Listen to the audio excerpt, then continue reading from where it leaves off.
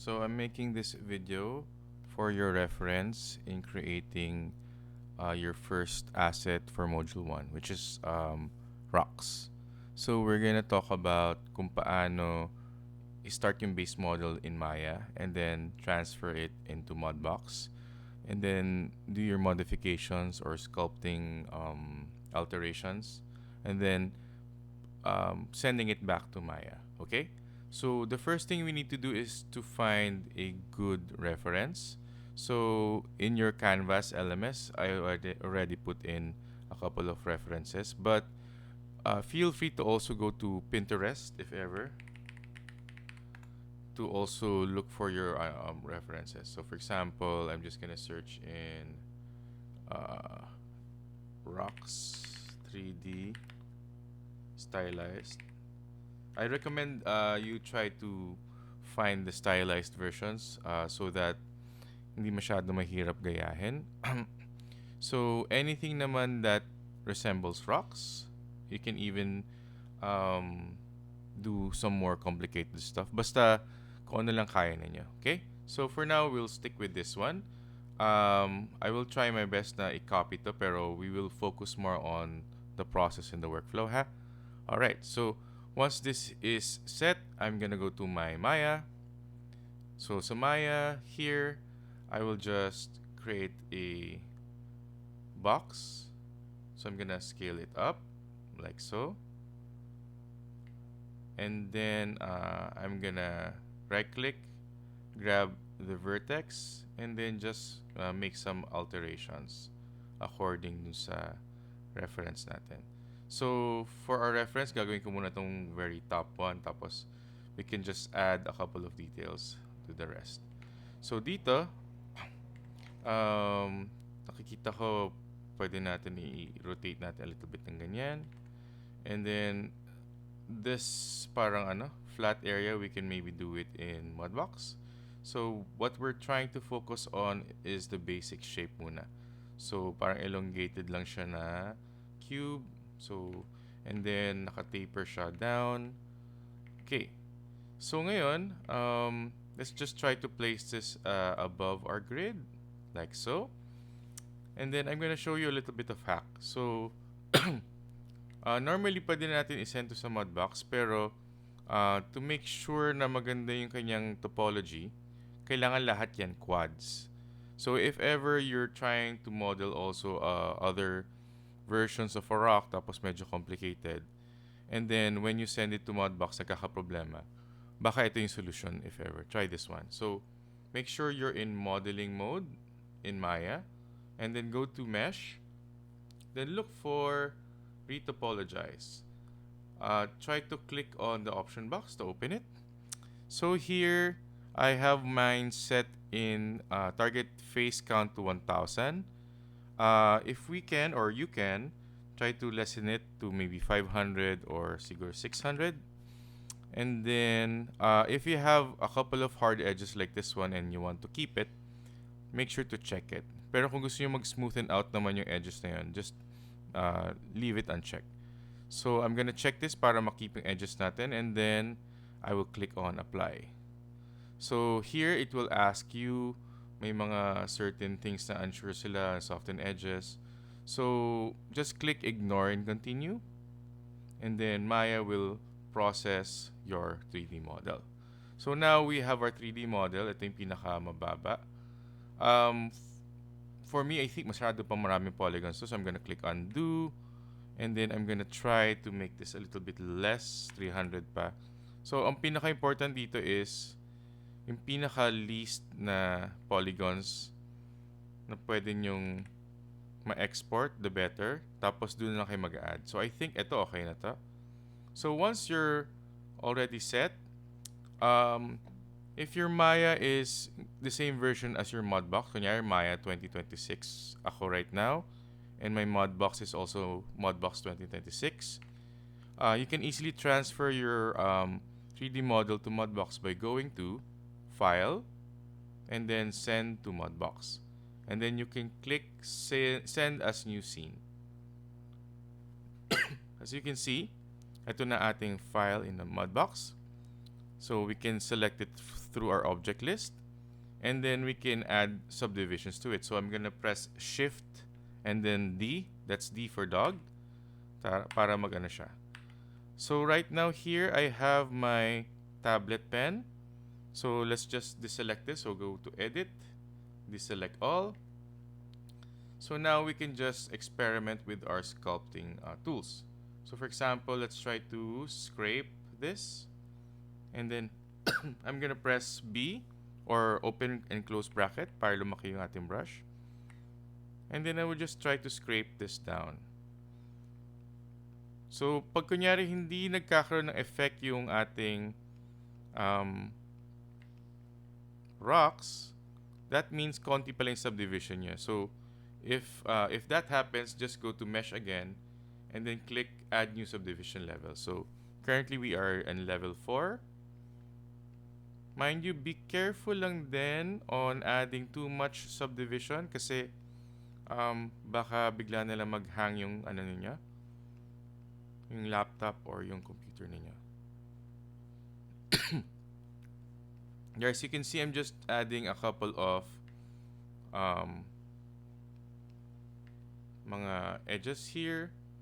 Let's try to also try to flatten. So you can try to experiment which brush gives the best results. Excuse me. And so as you can see, dito, you can try to explore being creative. So trial and error lang din. And of course, practice on sculpting. You can also use a stamp tool in your brush. So I can use the sculpt brush and then I can click one of these stamp brushes and then just brush it along here. So as you can see, yun yung nagagawa niya. What you can do is you can add some more subdivisions if you want so that it will be more fine. So yeah, as you can see. Pero also, man, depende lang din sa gusto nyong gayahin na ano, na itsura. To control how high yung stamp is, you can alter yung strength here. So for me that's too high. Let's make it siguro 1. So yeah, just a little bit. So you can have that kind of variation if you want. So I'm already deviating from my peg, pero I just wanted to show you yung kung ano yung stamp tool. And then the other one is the stencil. So stencil kasi it will give you an image in front of your model, for example this one. And then wherever you brush, magbabrush siya. So and just be careful and then again, sometimes yung brush nyo is a bit too harsh. So I'm gonna click undo.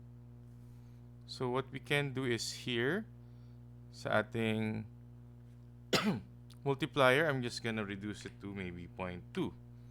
Now we can try to add our stencil again. Ayan, medyo mataas pa rin siya. Siguro 0.01. Ayan, masyadong mahina na pero I hope you can get the gist ng paggamit ng stencil. Okay? So, for me, I don't like it. I'm just gonna click undo. And then, one thing I want to show you as well is you can also duplicate your objects in Mudbox. So, for example, this one, I can just select it from our object list. I'm gonna name this, right-click, rename. Let's name this rock01. So to duplicate this, simply go to edit. Tapos we have our duplicate here. And then currently yung duplicate natin is placed on the original. So we can select on the move tools here. Move it using our translate and then we can also scale it down like so. So bahala na lang kayo kung paano yung gagayahin yung object ninyo. Yan. For example, yan. And then, you can continue to sculpt this. For example, if you want to grab this. Or maybe scale it down a little bit on that end. And So kayo bahala. So I leave the freedom of creativity sa inyo.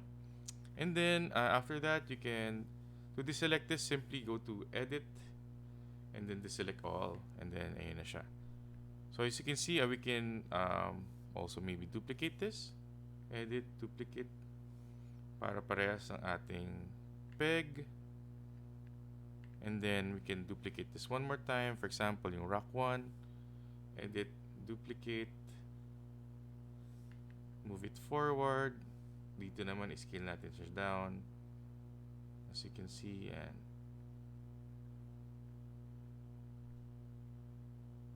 and then yeah, you can just continue to work on this art piece. So let's just zoom out a little bit,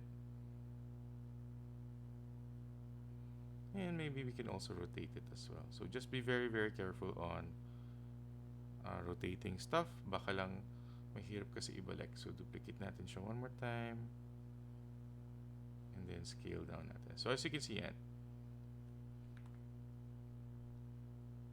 so that's how we, I guess, manipulate several objects into Mudbox. Pero there will be times na ano rin, so let's just deselect everything. Deselect all. There will be times na kailangan din na may dadagdag tayo from our Maya.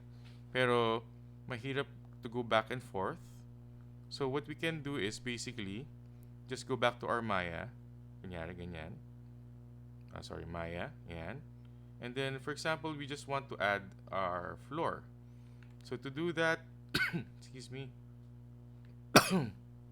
I can, siguro, let's just make this a simple plane. Later na natin siya extrude.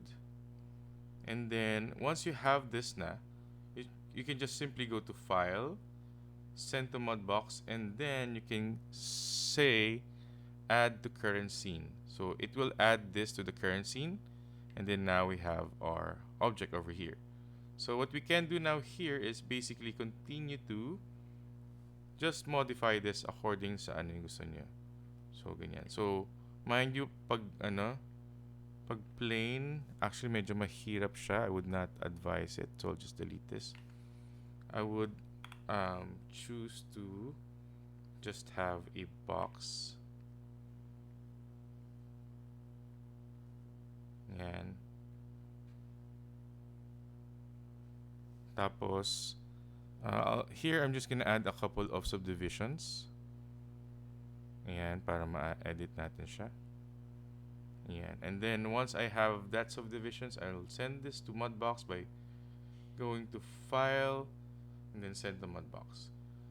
And then update or add to current scene. Then we have it here now. And then we can have that, so select this. And then we can add subdivisions to each separately. And then, yun nga, you can just continue to flatten things. So I'm gonna, let's make sure then deselected everything. So ayan. You can continue to add things para ma-flatten nyo siya.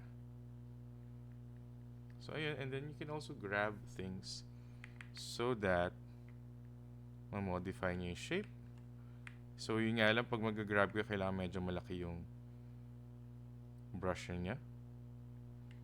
As you can see yan, gumagawa na tayo ng parang island.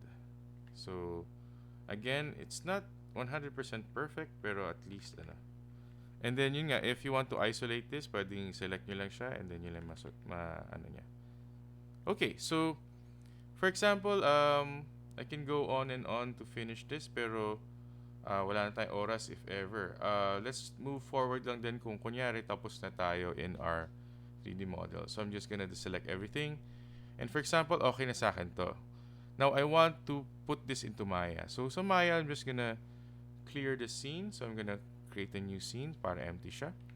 And then here, para maano natin to, para ma-export natin to Maya, we can just simply select all. So edit, select all, and then go to File, Send to Maya, and then send selected as new scene. There you go. So, Mudbox will ask you, gusto niyo ba yung pinaka mababang resolution or yung current resolution?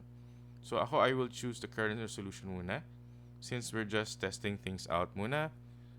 And then later on, we'll just experiment sa texture. So, I'm just gonna click on Send Meshes at Current Level. Now, we are in Maya.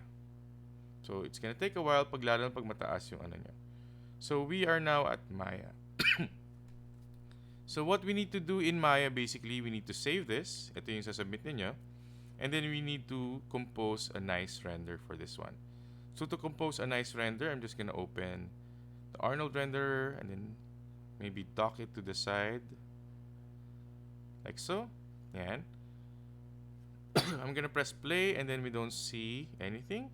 That's because we need to add lights. So, I'm gonna go to Arnold, Lights, Sky Dome.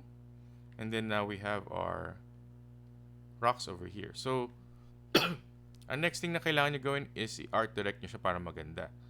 So, like what I said before, you can go to Ambient CG.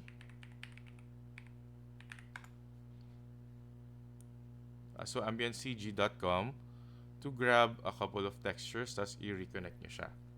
So, for example, we would connect this one. Ay, not this one. Substance Painter type. We connect one of the rocks. So I'm just gonna click on surfaces. And then let's look for a nice rock texture that we can just play around with. So, nasaan yung rock na nakita natin? Na medyo clay ang itsura. This one's nice, or this one, or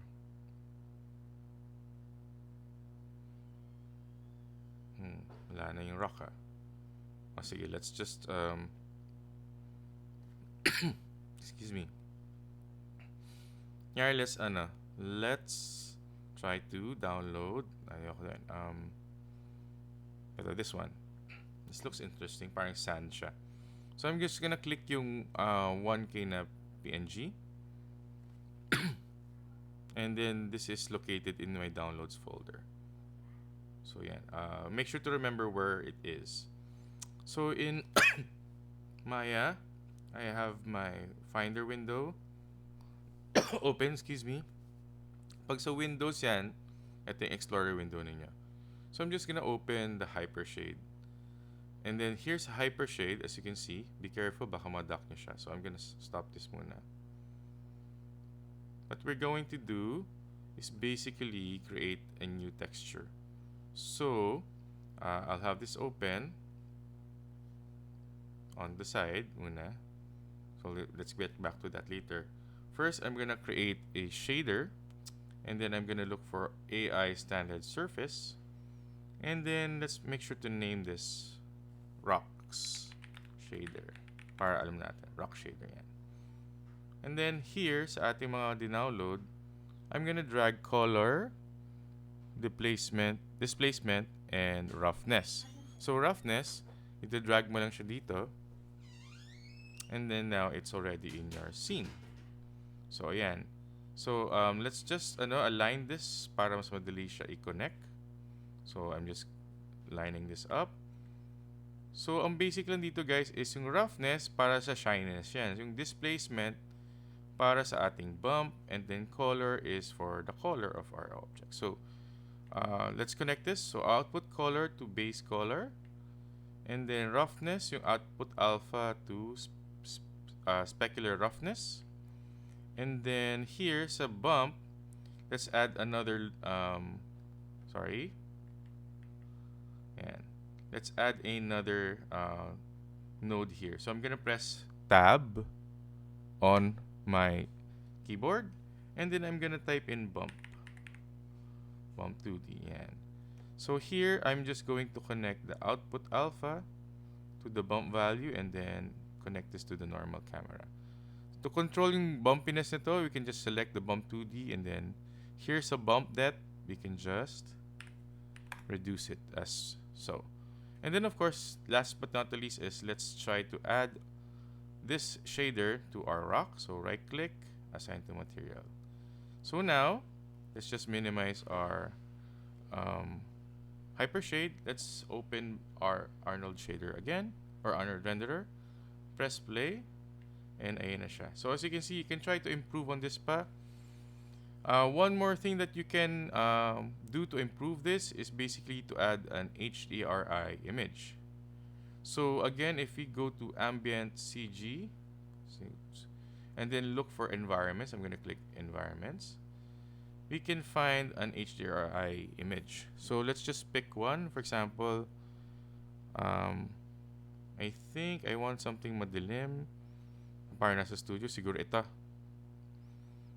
I'm gonna download 1K lang. Yan, and then it's gonna be in my downloads folder again. So ayan. So make sure to remember where it is.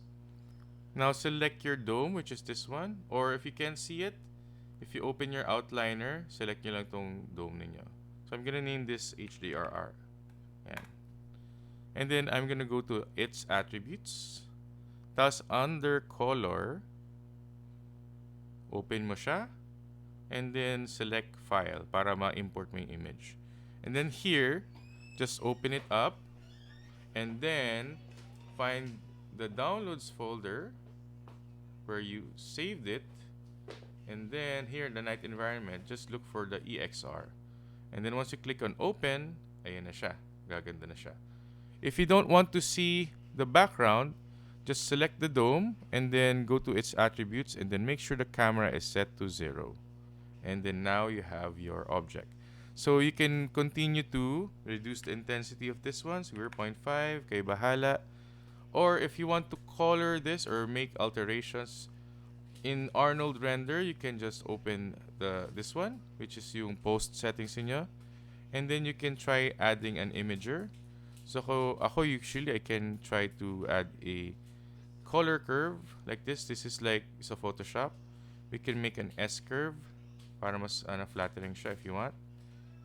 So ayan, medyo ayan.